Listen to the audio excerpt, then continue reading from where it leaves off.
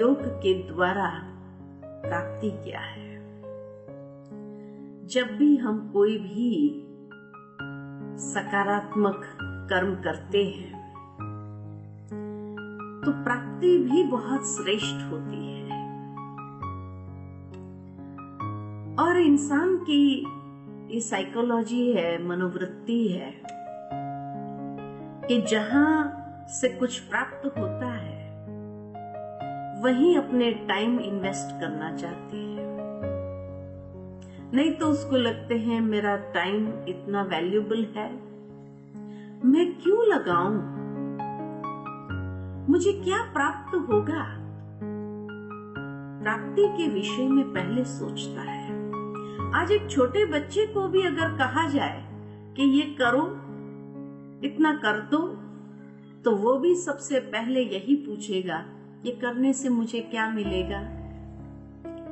यानी आज बच्चे से लेकर बड़े बुजुर्ग तक हर एक की मानसिकता में ये आ गया है कि अगर मुझे कुछ इससे प्राप्त होगा तो ही मैं अपना समय दूं,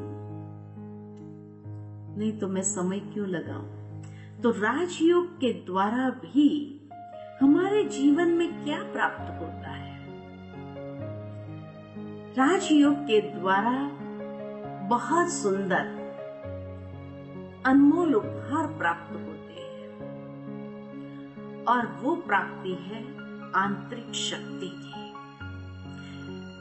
मनुष्य जब भी भगवान के मंदिर में जाते हैं तो हमेशा अपनी प्रार्थना में भगवान से यही कहता है कि हे प्रभु मुझे शक्ति दो। कौन सी शक्ति चाहिए? क्या किसी से लड़ाई करने की शक्ति चाहिए? नहीं, आंतरिक शक्ति, मानसिक शक्ति, मनोबल चाहता है जिससे जीवन जीना आसान हो जाए। तो राजयोग से भी हमारे जीवन के अंदर अष्ट शक्तियों की प्राप्ति होती है और उसमें सर्वप्रथम शक्ति है सहन शक्ति। आज यही शक्ति तो कम हो गई है मनुष्य जीवन में से कि मनुष्य सहन ही नहीं कर पाता। किसी ने कुछ कह दिया तो भी सहन नहीं होता है और बहुत गुस्से में आ जाता है, तुरंत रिएक्शन में आ जाता है। राजयोग से सर्वप्रथम हमारे अंदर सहन शक्ति तो विकसित होती है। कैसे विकसित करते हैं?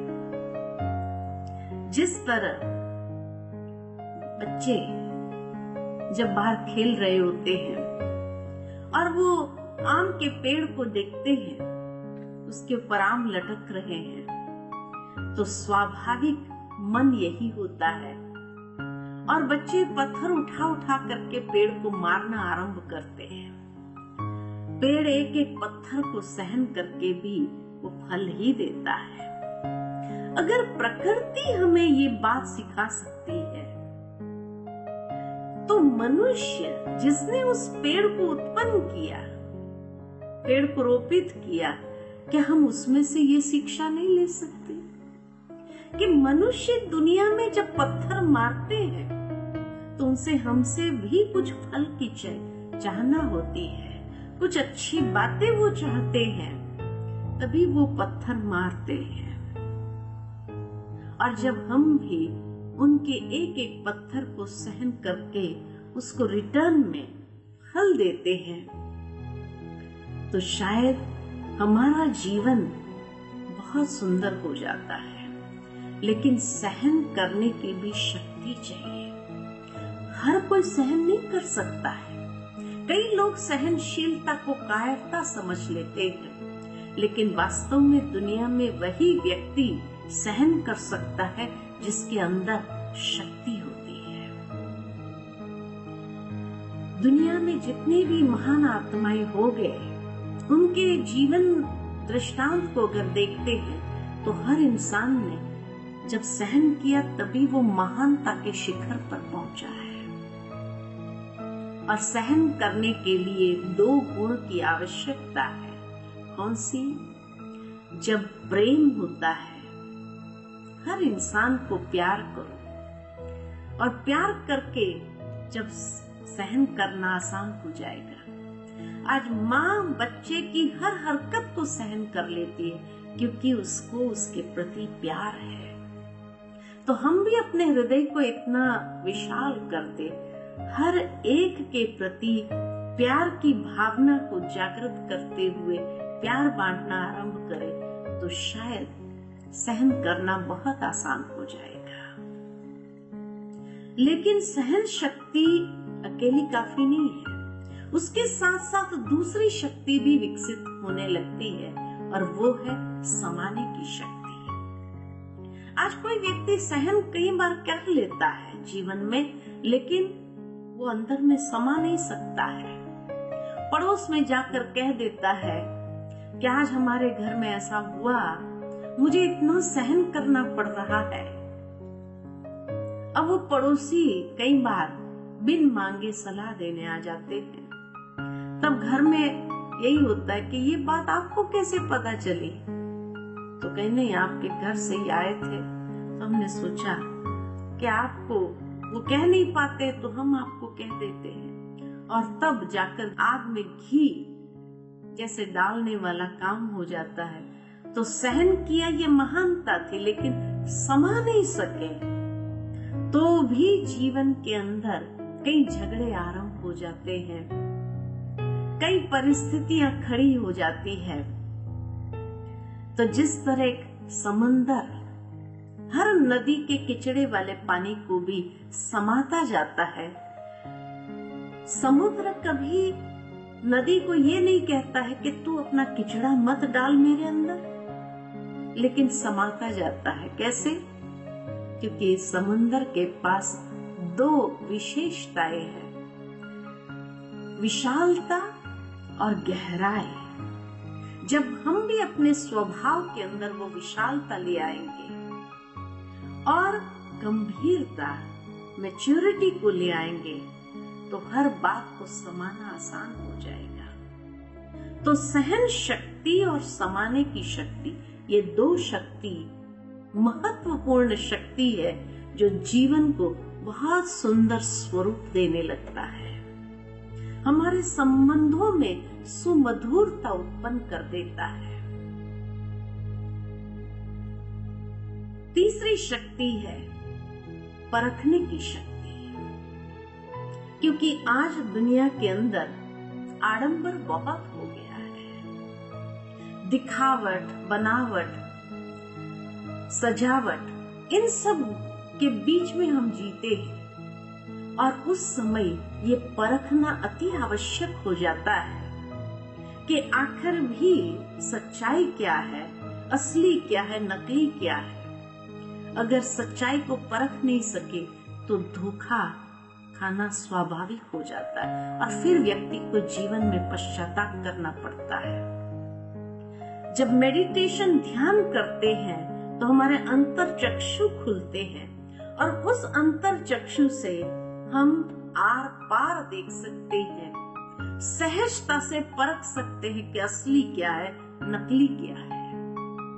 और तब शायद हम धोखा खाने से हर बार बच जाएंगे और सही निर्णय ले सकेंगे।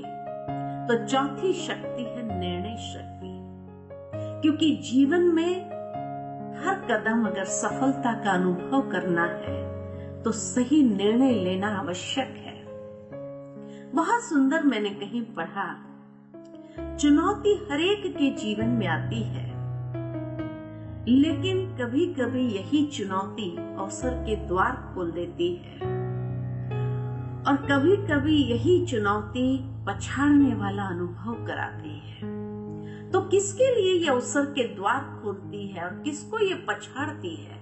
बहुत सुंदर लिखा था कि चुनौती के वक्त जो सही निर्णय लेता है उसके लिए अवसर के द्वार खुलते हैं और वो जीवन में आगे बढ़ जाता है। लेकिन चुनौती के वक्त जो गलत निर्णय ले लेता है उसको जीवन भर पश्चाताप करना पड़ता है और वो अवसर के द्वार को भी बंद कर देता है और ऐसे पछाड़े खाता है कि हमेशा वो पश्चाताप में जीने लगता है। और तब व्यक्ति कभी कभी यही कह देते, उस वक्त ये बात सूझी ही नहीं मुझे, ये समझ में ही नहीं आया, और इसीलिए बस एक गलती हो गई। गलती गलत निर्णय की, कि जब वो दूसरा पहलू देख नहीं पाया, समझ नहीं पाया, परख नहीं सका, और इसलिए ये गलती हो गई गलत निर्णय लेने की। तो जीवन के अंदर कामयाबी उसी के चरण चूमती है जो यथार्थ परख सकता है और सही निर्णय ले सकता है।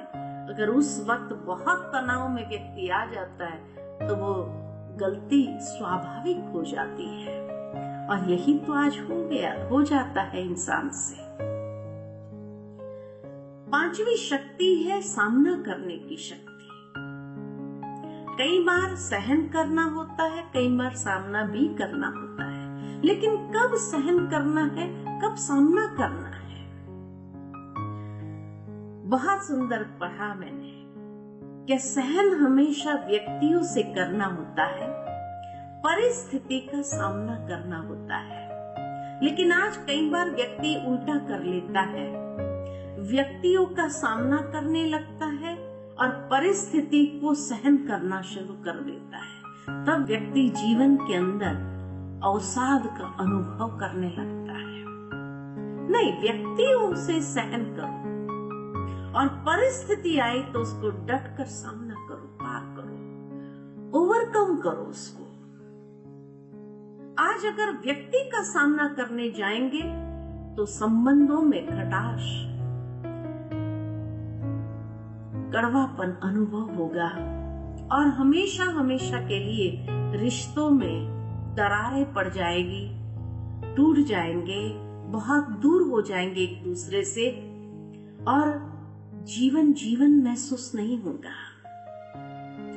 परिस्थिति को सहन नहीं करना है, क्योंकि परिस्थिति को अगर सहन करने गए तो भी जीवन के अंदर वो परिस्थिति हमें दबाने शुरू करेंगे, इतना दबाएंगे कि शायद व्यक्ति ऊपर उठना अपने आप में असंभव महसूस कर पाएगा। इसीलिए परिस्थिति का सामना करो और रिश्तों में सुमधुरता बनी रहे, इसलिए सहन करके उसको पार करो। सहन करने से हम छोटे तो नहीं हो जाएंगे, सहन करने से कुछ गंवाएंगे नहीं, सहन करने से हमारे रिश्ते जुड़े रहेंगे, बने रहेंगे। थोड़ा बहुत अगर सहन करना भी पड़ा तो कौन सी बड़ी बात है, रिश्ते तो हमारे संभल जाएंगे। लेकिन परिस्थिति को सामना करते हुए उसको पार करो। उसके साथ साथ छठी शक्ति है सहयोग की शक्ति, कि सहयोग भी एक बहुत बड़ा गुण है। कहा जाता है कि सहयोग देना और लेना ये देवताई क्वालिटी है, और सहयोग न देना न लेना ये आसुरी स्वभाव है। कि मनुष्य जब अपने संबंधों के अंदर समीपता में है तो संबंध देना और लेना सहज हो जाता है। वो कहानी तो आप सबने सुनी होगी कि एक बार इंद्र ने देवताएं और असुरों को दावत पर बुलाया, और सबके लिए एक ही नियम था कि हाथ सीधा रख करके भोजन करना है। देवताएं बहुत सुंदर तरीके से भोजन कर पाए, असुर बड़े परेशान हो गए और भूखे ही उठ गए। देवताएं क्यों भोजन कर पाए? क्योंकि उनमें स्नेह और मधुरता इतनी थी संबंधों में कि एक दूसरे को खिलाने में उनको कोई तकलीफ नहीं थी। असुर खिला नहीं सके क्योंकि आपसी संबंधों में भी वो प्यार नहीं था, इसीलिए वो एक दूसरे को खिला नहीं सके। तो सहयोग देना और लेना ये देवताई लक्षण है, और न देना न लेना ये आसुरी लक्षण है। हम कौन है, अपने आप को देख ले कि देवता बनना चाहते हैं या आसुरी लक्षण वाले हैं। सातवीं शक्ति है विस्तार को संकीर्ण करने की शक्ति, जैसे कछुआ है, अपनी इंद्रियों को विस्तार भी करता है और संकीर्ण भी कर लेता है। जब उसको कारोबार में आना है तो विस्तार करता है, नहीं तो व्यर्थ में अपनी शक्ति को समाप्त नहीं करता है, वहां संकीर्ण लेता है। हम भी इस कछुए से ये गुण तो अवश्य ले ले अपने जीवन में कि जब हमें कर्म करना है तो अपनी इंद्रियों को विस्तार में लाए, कर्म करें। लेकिन जब कर्म समाप्त हो जाए तो इंद्रियों को समेट ले, उसकी शक्ति को व्यर्थ न गंवा दे और ईश्वर के अंदर ध्यान लगाए, तो हम अपने शक्ति का संचार कर सकते हैं और उसको विकसित भी कर सकते हैं। और 8वीं शक्ति है समेटने की शक्ति। जैसे बाहर गांव जाना होता है तो बैग बिस्तर को समेट लेते हैं, सारा घर उठाकर नहीं ले जाते हैं। ठीक इसी तरह जीवन भी एक मुसाफरी है और इस मुसाफरी पर चलना है तो हमें भी बैग बिस्तर अपना समेटे रखना जरूरी है। बैग के अंदर क्या डालेंगे? कीमती चीजें, और बिस्तर के अंदर लपेट लेते हैं चीजों को। ठीक इसी तरह जीवन की यात्रा में भी जो हमारे लिए बहुत अनमोल है वो है अटैची, जिसके अंदर हम सद्गुणों को भर ले और पाप कर्म का बिस्तर बांध ले, क्योंकि वो कोई हाथ लगाने वाला नहीं है। यात्रा में अक्सर कई चोर भी होते हैं जो हमारे कीमती चीजों को चुरा लेते हैं। तो इसी तरह कई बार जीवन की यात्रा में हमारे सद्गुण भी चोरी हो जाते हैं। कैसे? जब संग का रंग लग जाता है तो वो सद्गुण चोरी हो जाते हैं और संग के प्रभाव में आकर के हम भी पाप कर्म के खाते को बढ़ा देते हैं।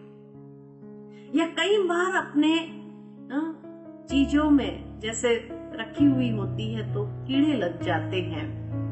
ठीक इसी तरह जीवन के सद्गुणों में भी कीड़ा लगना माना उन सद्गुणों का भी जब अहंकार आ जाता है, अच्छे कर्म का भी व्यक्ति को अहंकार आ जाता है, तो ये अभिमान का कीड़ा लग गया जो अंदर से ही हमें खोखला कर देता है। तो इसलिए समेटने की शक्ति को लेना, यानी बातें अनेक आएंगी जीवन के अंदर, फुल स्टॉप, बिंदी लगाओ, आगे बढ़ते जाओ। उन्हीं बातों में उलझो नहीं, क्योंकि उन्हीं बातों में उलझ करके हम अपने यात्रा पर आगे बढ़ने से रुक जाते हैं, आगे नहीं बढ़ पाते हैं। तो इसीलिए बातों को समेट लो, फुल स्टॉप कर लो और आगे बढ़ते जाओ। उलझो नहीं, सुलझते जाए। तो इसीलिए ये अष्ट शक्ति, सहन शक्ति, समाने की शक्ति, परख शक्ति, निर्णय शक्ति, सामना करने की शक्ति, सहयोग देने की, लेने की शक्ति, विस्तार को संकीर्ण करने की शक्ति और समेटने की शक्ति, ये 8 शक्ति योग के द्वारा, ध्यान के द्वारा हमें जब आध्यात्मिक चक्षु को खोलते हैं तब प्राप्त होने लगते हैं और तब हमारे जीवन की क्वालिटी बहुत सुंदर हो जाती है। ओम शांति।